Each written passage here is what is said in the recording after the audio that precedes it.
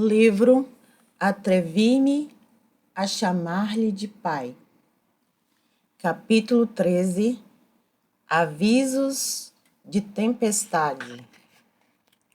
Passaram-se 2 meses desde o relato de ameaças contra mim. A coisa mais ameaçadora que me aconteceu foram os olhares hostis de alguns jovens. Comecei a cogitar se os alarmes não eram infundados. Era Natal novamente, alguns anos depois de eu ter encontrado o bebê de Belém. Embora alguns membros da família tivessem vindo visitar-me, o telefonema de advertência do meu tio lembrava-me que o relacionamento da família ainda era forçado. E senti ser uma boa ideia dar uma ceia para meus parentes e amigos, a fim de ver se podíamos fazer algo para pôr fim à separação. De modo que gastei bastante tempo fazendo a lista de convidados. Certa noite, antes de ir para a cama, coloquei a lista dentro da Bíblia com a intenção de mandar os convites na manhã seguinte. Isso jamais seria realizado. Ao abrir a Bíblia na manhã seguinte, a fim de tirar a lista, meus olhos caíram numa passagem que dizia: quando deres um jantar ou uma ceia, não convides os teus amigos, nem teus irmãos, nem teus parentes, nem vizinhos ricos, para não suceder que eles, por sua vez, te convidem e sejas recompensado. Antes, ao dares um banquete, convida os pobres, os aleijados, os coxos e os cegos, e serás bem-aventurado, pelo fato de não terem eles com que recompensar-te. A tua recompensa, porém, tu a receberás na ressurreição dos justos. Lucas 14, versículos 12 a 14. Senhor, é esta a tua mensagem para mim? Indaguei, segurando a Bíblia em uma mão e a lista de convidados na outra. Era certo que a maioria de meus parentes, vizinhos e amigos era gente rica. Tinha dito a mim mesma que essa era uma oportunidade de fazer que muçulmanos e cristãos se unissem, mas na realidade percebi que o orgulho se tinha intrometido. Eu queria mostrar à minha família que ainda tinha amigos na classe rica. Amassei a lista. Fiz exatamente o que a Bíblia mandava. Preparei uma lista de viúvas, órfãos, pessoas desempregadas e pobres da aldeia e convidei-os, inclusive os mendigos, para a ceia de Natal. Alguns convites eu mesma entreguei. Outros dei para meus criados entregarem. Notícia como essa viaja rápido. Logo meus criados vieram dizer que a vila inteira planejava comparecer à festa. Por um momento fiquei preocupada. Toda aquela gente. Pensei nos tapetes persas fabricados à mão que havia encomendado recentemente para a sala de estar. Ora, concluí, eu poderia retirá-los nesse dia. Assim começamos os preparativos. O entusiasmo de Mahmoud, que agora tinha 8 anos de idade, era contagioso. Ajudava-me a escolher presentes para as pessoas que viriam. Para os meninos, escolhemos camisas de lã. Para as meninas, vestimos vestidos de cores brilhantes, peças de pano vermelho, rosa e púrpura para as mulheres, pantalonas quentes para os homens, panos de embrulhar e sapatos para as crianças. Meus criados e eu gastamos horas embrulhando os presentes e amarrando-os com fitas prateadas. Certo dia, bateram à porta. Era um grupo de mulheres de Uá. Queriam ajudar. Não é para ganhar dinheiro, Begum, disse a representante do grupo. Simplesmente queremos ajudá-la a preparar o jantar. Subitamente, a celebração havia se tornado um programa da comunidade. Para a decoração, pediam uma família de oleiros que fizesse lâmpadas, pequenas lâmpadas de barro ainda muito usadas naquela parte do Paquistão. Encomendei 500. Mandei as mulheres entrar e levei-as à sala onde estávamos fazendo pavios de chumaços de algodão. Enquanto trabalhávamos, surgiu a oportunidade de falar de Cristo.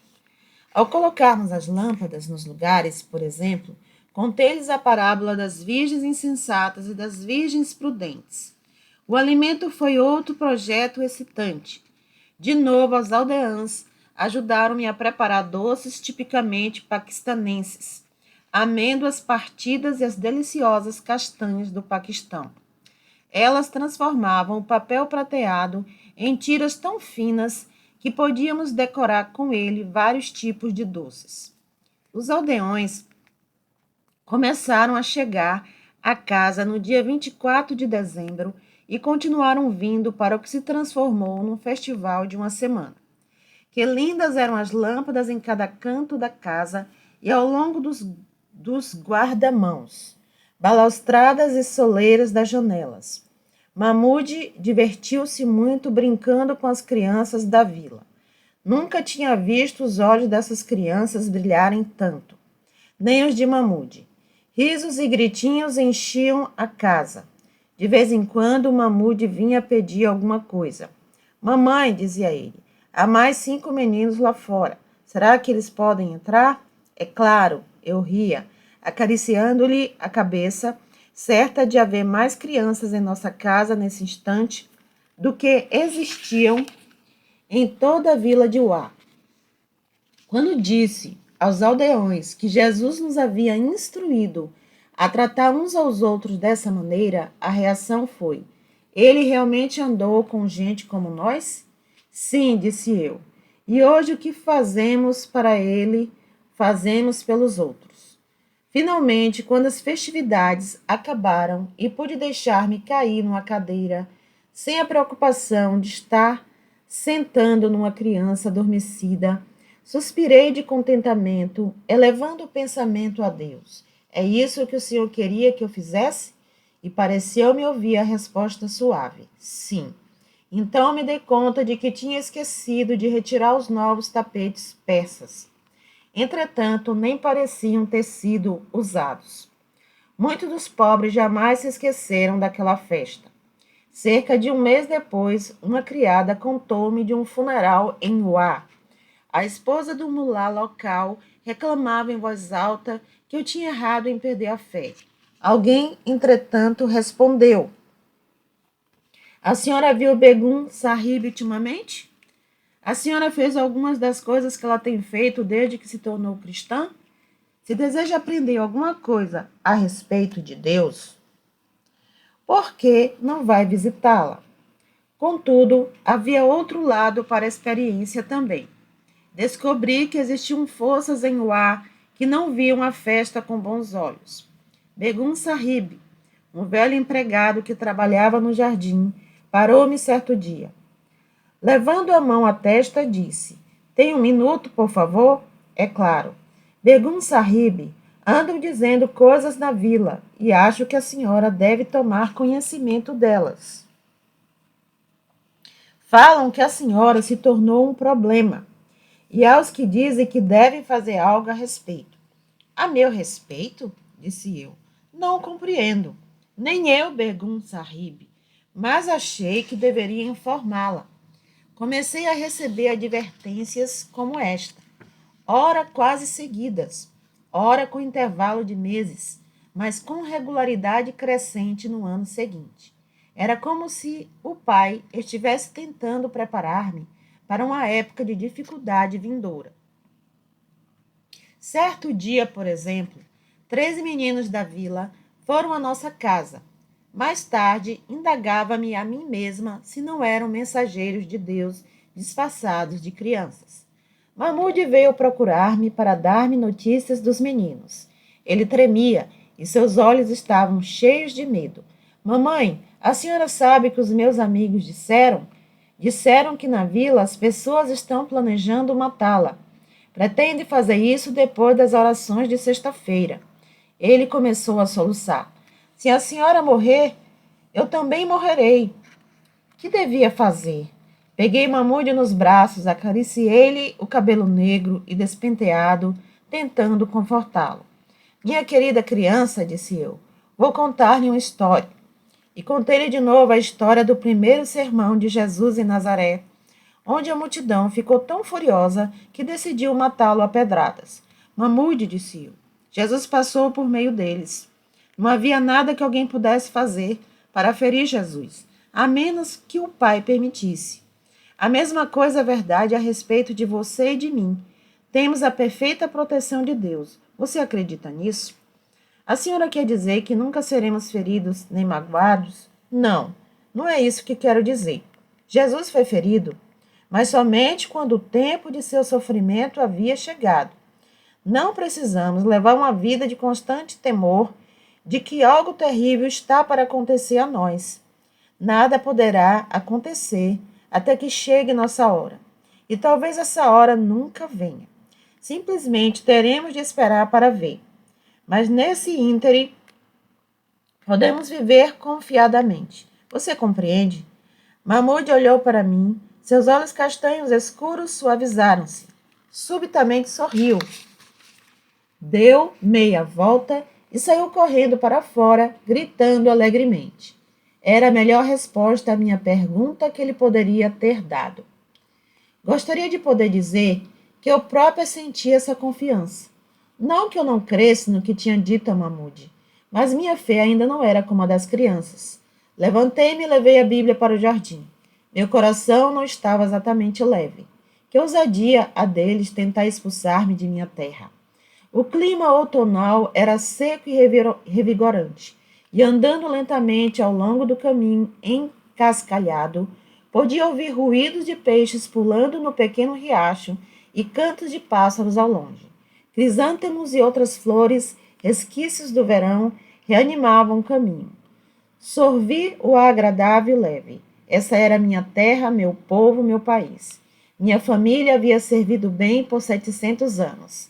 Esse era meu lar e eu não podia deixá-lo e não deixaria. Entretanto, acontecimentos totalmente fora de meu controle estavam sendo preparados. Acontecimentos que não prometiam bons resultados à minha determinação teimosa de permanecer em meu lar. Em dezembro de 1970, 4 anos depois de minha conversão, houve eleições no Paquistão e parecia que o Partido do Povo levaria melhor. Isso não era exatamente boas novas para mim. Nenhum de meus amigos influentes pertencia a esse partido. Islamismo é nossa fé, democracia é nossa política, socialismo, nossa economia, era o slogan do novo partido. Um slogan dirigido ao homem da rua. Sei que o paquistanense comum sentia um sentimento novo de poder. Isso era bom para mim? Provavelmente. Fosse bom para Nova Bilks, mas também havia nisso um perigo intrínseco, pois nada inspira mais o zelo do fanático do que a crença de que seu governo apoiará em suas proezas. Minha antiga reputação certamente não era de democrata, e o socialismo não se encaixava nas tradições centenárias de nossa família. Islamismo? Bem, agora eu era traidora. Segui os acontecimentos a alguma distância. Certo dia, entretanto, um velho amigo de meu pai, que pertencia ao governo, chegou de Sardá. Apesar do desespero que sentia por causa de minha nova fé, tinha tentado permanecer meu amigo chegado. De tempos em tempos, ele telefonava ou vinha visitar-me, só para certificar-se de que tudo corria bem. Sentado no divã, com capa de seda de nossa sala de visitas, tomava chá comigo.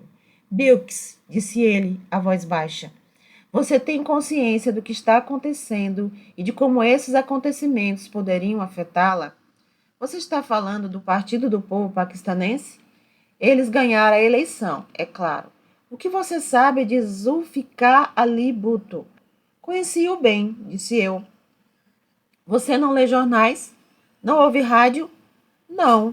Você sabe que não tenho tempo para isso. Bem, aconselho-a a tomar tempo. A situação do governo mudou. Duvido que você possa contar com Bhutto como contou com os presidentes anteriores, acrescentou ele. Querida, você perdeu toda a influência que tinha nos altos círculos. Essa era já passou. Meia hora depois, após despedir-me de meu velho amigo, voltar e chamar a criada para fazer a limpeza, percebi que uma coisa estranha havia acontecido enquanto conversava com meu amigo. Era como se ele tivesse falado pelo Senhor, preparando-me para o fato de que meus amigos protetores e influentes não mais existiam, levando-me a um passo mais para a dependência total do Senhor. Não passou muito tempo até eu começar a perceber crescente hostilidade. Via nos olhos dos homens quando andava por o ar.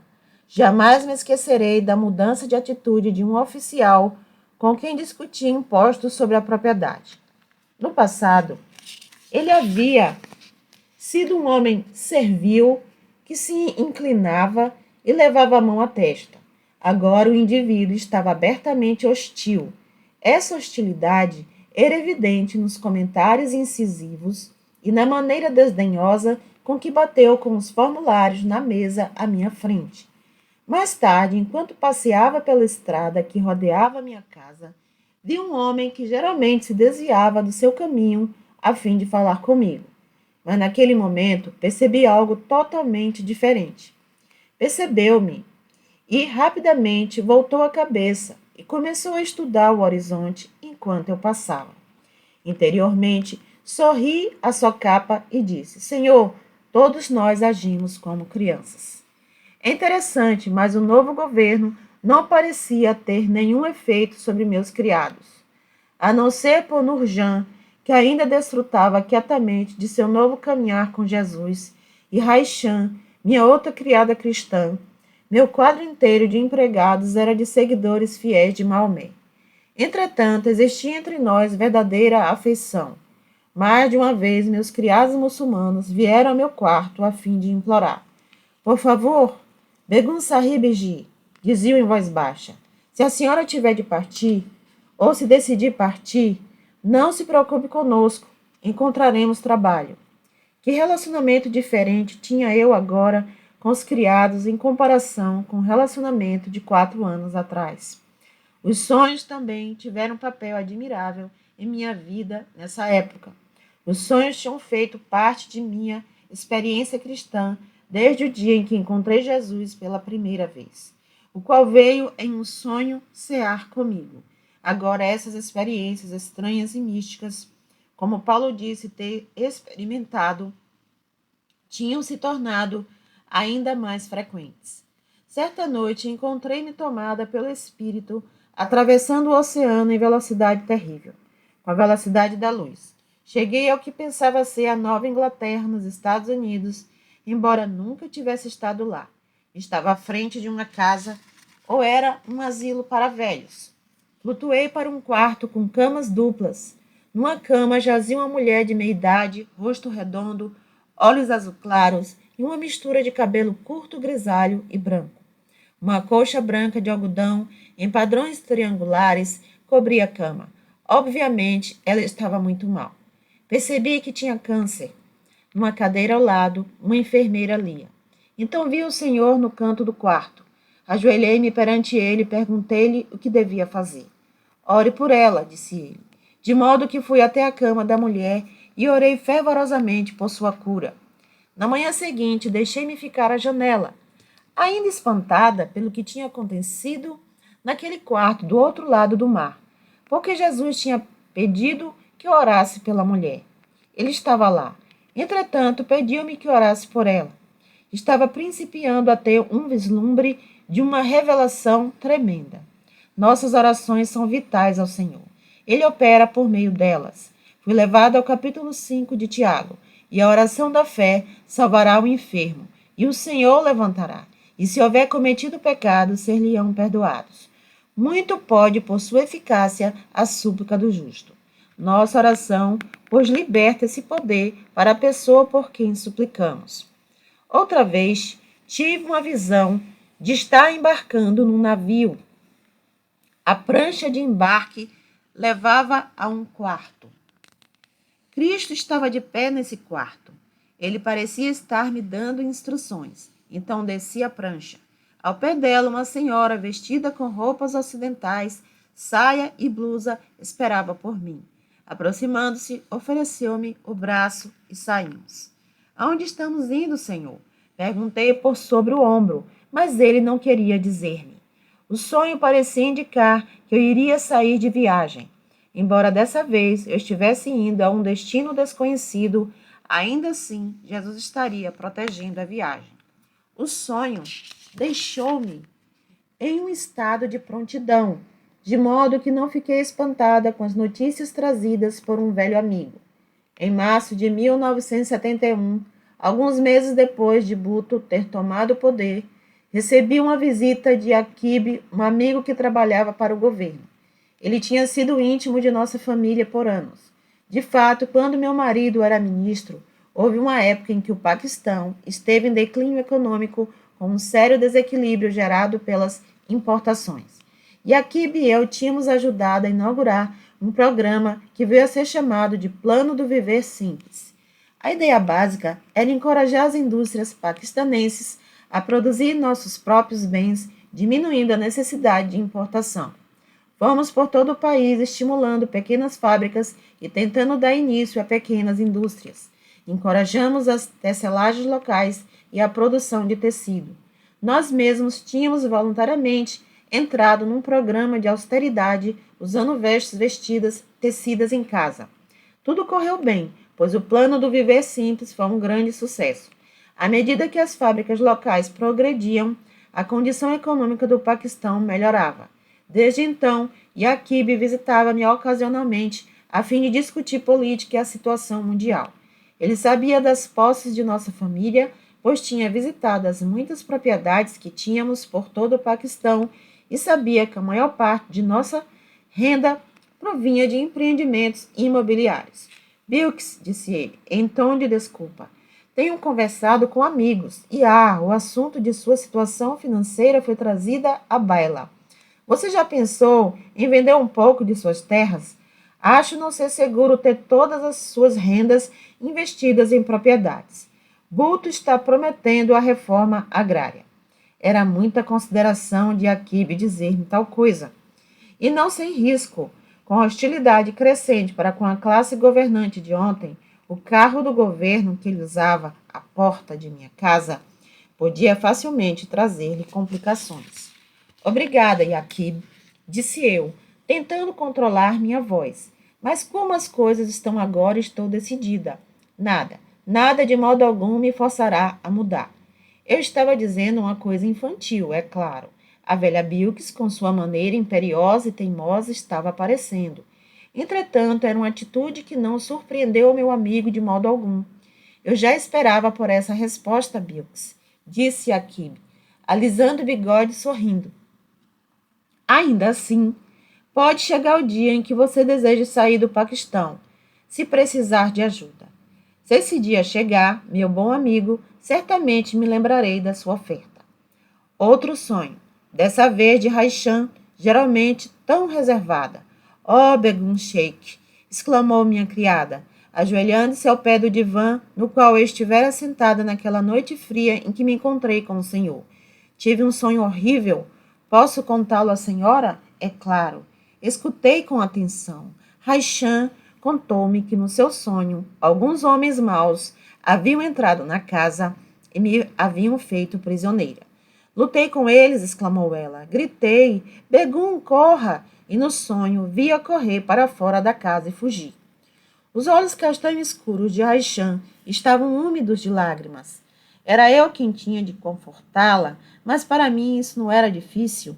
Nas palavras que disse, descobri conselhos a que eu mesma devia prestar atenção.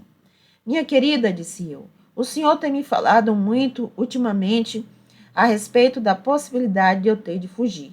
E isso pode acontecer. A princípio, recusei-me a crer, mas agora estou começando a duvidar. É possível, disse eu, levantando-lhe o queixo pálido e sorrindo, que eu precise partir. Mas se tiver de ir, será no tempo do Senhor. Estou aprendendo a aceitar isso. Você acredita em mim? A pequena criada ficou em silêncio, então disse, que maneira maravilhosa de viver, Begum Sahib. É, deveras, é a única maneira. Nada mais está sob meu controle. Embora eu realmente acreditasse em tudo o que dissera, enquanto a criada saía do quarto, descobri que não controlava minhas emoções tão bem como parecia. Fugir? Correr? Eu? A série de mensagens tipo experiências começou a suceder mais rapidamente no outono de 1971. Certo dia, Nurjan veio a mim esbaforida e tensa de emoção. O que é, Nurjan? Disse eu, enquanto ela começava a escovar meu cabelo, com as mãos tremendo. Oh, Begum Sahib, soluçou Nurjan. Eu não quero que a senhora seja ferida. Ferida por quê? Nurjan enxugou os olhos. Contou-me que seu irmão, seu próprio irmão, tinha ido à mesquita no dia anterior e escutado um grupo de homens dizendo que finalmente havia chegado a hora de fazerem alguma coisa contra mim. Você tem alguma ideia do que eles planejavam? Não, Begum Sahib, disse Nurjan, mas estou com medo, não somente pela senhora, mas também pelo menino. Uma criança de 9 anos de idade, eles não se atreveriam. Begum Sahib, este já não é o país que foi 5 anos atrás, disse Nurjan seriamente. Tão diferente de sua natureza, geralmente borbulhante. Por favor, tenha cuidado. E, na verdade, algumas semanas mais tarde, algo aconteceu. Tinha sido um dia tão lindo. O outono estava no ar. A monção havia passado e o tempo era fresco e seco. Nada tinha acontecido por vários dias e comecei a pensar que, afinal de contas, estávamos vivendo numa idade moderna. Era 1971, não 1571. As guerras santas eram coisa do passado. Subi ao quarto para meu período de oração. Subitamente, sem saber porquê, senti um impulso fortíssimo de pegar a Mahmud e correr para fora de casa. Que coisa tola! Mas o impulso era tão definido que corri pelo corredor, acordei Mahmud e, sem explicar nada, empurrei a criança ainda meio adormecida e protestando o corredor abaixo. Ainda sentindo-me ridícula, desci correndo as escadas, abri as portas e corri para fora. No instante que cheguei ao terraço, senti um cheiro acre de fumaça. Alguém devia estar queimando galhos de pinheiro. Tínhamos uma regra que vinha de longa data de que ninguém tinha permissão para queimar lixo em minha propriedade. Fui à procura do jardineiro e, ao rodear a casa, estaquei horrorizada. Empilhado contra a casa estava um monte de galhos secos de pinheiro em chamas. A labareda crepitante subia rapidamente pelo lado do edifício. Gritei. Os criados vieram correndo. Logo alguns corriam ao riacho com baldes e traziam-nos cheios de água. Outros desenrolaram a mangueira do jardim e jogavam água nas chamas. Mas a pressão da água era pouca. Por uns instantes, parecia que o fogo ia pegar na madeira saliente sob o telhado, que começava a soltar fumaça. Não havia jeito de jogar água àquela altura. A única maneira pela qual podíamos evitar que a casa se queimasse era apagar as próprias chamas. Corremos contra o tempo. Os 10 criados formaram uma fileira até o riacho e começaram a passar baldes d'água de uma pessoa para outra, entornando-o às vezes com a pressa. Todo mundo trabalhou arduamente por meia hora. Finalmente dominamos as chamas. Estávamos de pé, em círculo ao redor do fogo, suados e tremendo. Alguns minutos mais e a casa teria pegado fogo, sem possibilidade de salvamento. Percebi os olhos de Nurjan. Ela estremeceu de leve e assentiu com a cabeça. Eu sabia exatamente o que ela estava pensando. A ameaça havia sido cumprida. Olhei para as traves de madeira com as pontas negras de carvão, para as manchas de fuligem nas paredes brancas da casa. Agradeci ao Senhor nada mais ter acontecido e tremi ao pensar no que poderia ter ocorrido se eu não tivesse sido levada para fora a tempo. 1 hora depois, após a polícia ter vindo investigar, tomar notas, interrogar a mim e aos criados, estava eu de novo, sentada em meu quarto. Apanhei a Bíblia para ver se o Senhor tinha alguma coisa especial para dizer-me. Um versículo parecia saltar da página. Apressa-te, refugia-te nela, pois nada posso fazer enquanto não tiveres chegado lá. Gênesis 12, versículo 22. Abaixei o livro e, olhando para cima, disse: tudo o que o Senhor precisa fazer agora é mostrar-me a maneira pela qual o Senhor deseja que eu parta. Será fácil ou será difícil? E, acima de tudo, Senhor, disse eu, dessa vez as lágrimas enchendo-me os olhos. E o menino, ele pode vir também? O Senhor tem me tirado tudo? Isso também inclui a criança? Certo dia, 6 meses mais tarde, em março de 1972, o Senhor falou comigo de novo, mediante outro sonho. Raichan veio a mim com os olhos transbordando preocupação. Begum Sahib, disse Raichan, o cofre de dinheiro é seguro? Ela se referia ao cofre portátil em que eu guardava o dinheiro de casa. É claro que é seguro, respondi. Por quê? Bem, Raichan explicou, obviamente tentando controlar a voz. Tive um sonho na noite passada no qual a senhora ia de carro em uma viagem longa. Levava o cofre. Sim, disse eu. Isso não era coisa incomum, pois muitas vezes levava o cofre comigo nas viagens. Mas o sonho era tão real, insistiu Raichan. E a parte triste é que, enquanto a senhora viajava, algumas pessoas tentaram roubar o cofre. Ela tremia, e uma vez mais tive de confortá-la, assegurando-lhe que a perda do dinheiro me levaria para uma dependência ainda mais íntima de Deus. Depois de ela ter voltado ao trabalho, fiquei pensando no sonho. Seria profético? Estaria ele dizendo-me que minhas finanças seriam tiradas? Estaria eu, em breve, completamente desprovida de recursos, correndo para o desconhecido sem apoio financeiro? Esses foram dias espantosos. 2 meses depois, num dia quente de julho de 1972, um criado veio anunciar a chegada de meu filho Khalid. Khalid? Meu filho ainda morava em Lahore. Por que fazer uma viagem especial, particularmente nesse calor intenso? O que era tão importante que não podia ser tratado pelo telefone? Khalid esperava-me na sala de visitas. Filho, exclamei ao entrar, é tão bom vê-lo de novo, mas por que não me telefonou? Khalid veio até mim e beijou-me. Fechou a porta da sala e sem preâmbulos, lançou-se ao propósito de sua visita. Mamãe, ouvi um rumor horrível. Parou. Tentei sorrir. Khalid abaixou o tom de voz e continuou. Mamãe, o governo vai desapropriar muita propriedade privada. Minha mente voltou-se à visita do meu amigo, que trabalhava para o governo e que havia dito a mesma coisa cerca de um ano atrás, em março de 1971. Será que sua visita profética estava agora cumprindo-se? Khalid contou-me que Bhutto estava começando suas reformas agrárias e que era muito provável que minhas propriedades estivessem entre as primeiras a ser nacionalizadas. O que você acha que devo fazer? Perguntei. Será que tomarão tudo ou somente uma parte? Khalid levantou-se e foi até a janela do jardim, em pensamentos profundos. Voltando-se para mim, disse: Bem, mamãe, ninguém sabe. Talvez fosse melhor vender um pouco de suas propriedades em porções pequenas. Dessa forma, o novo proprietário estaria protegido contra a apropriação do governo. Quanto mais pensava a esse respeito, mais sentia que a sugestão de Khalid fazia sentido. Fomos discutir a questão com Toone e todos concordamos se é essa a maneira correta de proceder. Ficou então decidido. Khalid voltaria a Lahore e nos encontraríamos com ele lá a fim de dar andamento aos papéis.